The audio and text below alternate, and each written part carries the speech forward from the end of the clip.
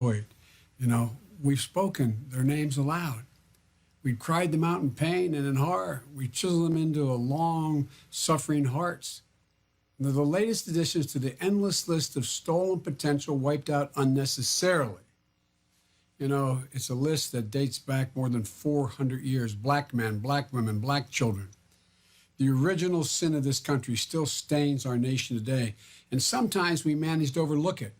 We just push forward with 1,000 other tasks in our daily life, but it's always there.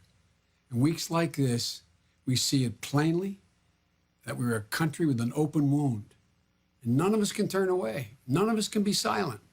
None of us can any longer can we hear the words, "I can't breathe," and do nothing. You know, we can't fail victims like, what Martin Luther King called the appalling silence of good people. Every day, African Americans go about their lives with a constant anxiety and trauma, wondering who'll be next. Imagine if every time your husband or son, wife or daughter left the house, you feared for their safety from bad actors and bad police. Imagine if you had to have that talk with your child about not asserting your rights, taking the abuse handed out to them just so they could make it home. Imagine having police called on you just for sitting in Starbucks or renting an Airbnb or watching birds. You know, this is the norm black people in this country deal with. They don't have to imagine it. The anger and frustration and the exhaustion, it's undeniable. But that's not the promise of America. It's long past time that we made the promise of this nation real for all people. You know, this is no time for incendiary tweets. It's no time to encourage violence. This is a national crisis. We need real leadership right now. Leadership that will bring everyone to the table so we can take measures to root out systemic racism. It's time for us to take a hard look at the uncomfortable truths. It's time for us to face that deep, open wound we have in this nation. We need justice for George Floyd. We need real police reform that hold cops to a higher standard that so many of them actually meet, that holds bad cops accountable, that repairs relationship between law enforcement and the community they're sworn to protect. We need to stand up as a nation with the black community, with all minority communities, and come together as one America.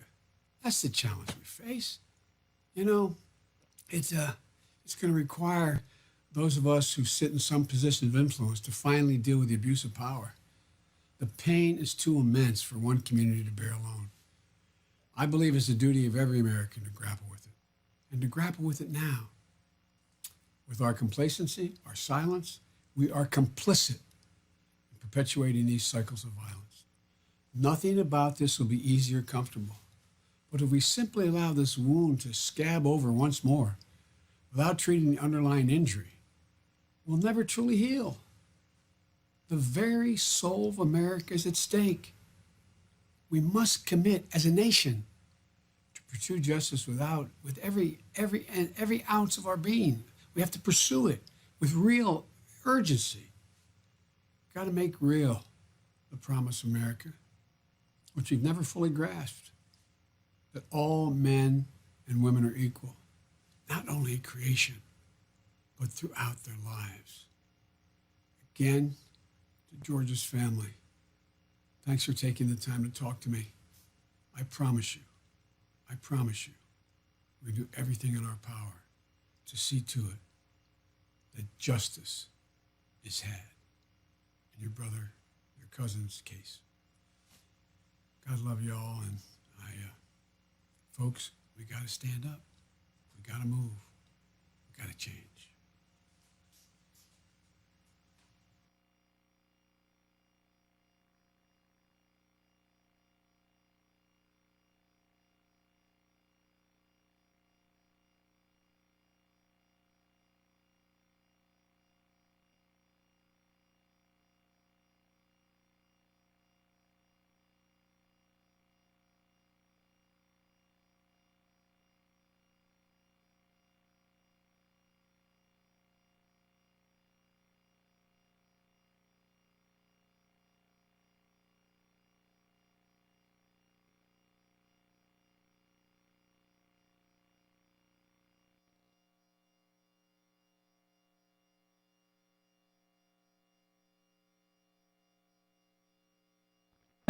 we're going to have to tackle some of these really tough questions.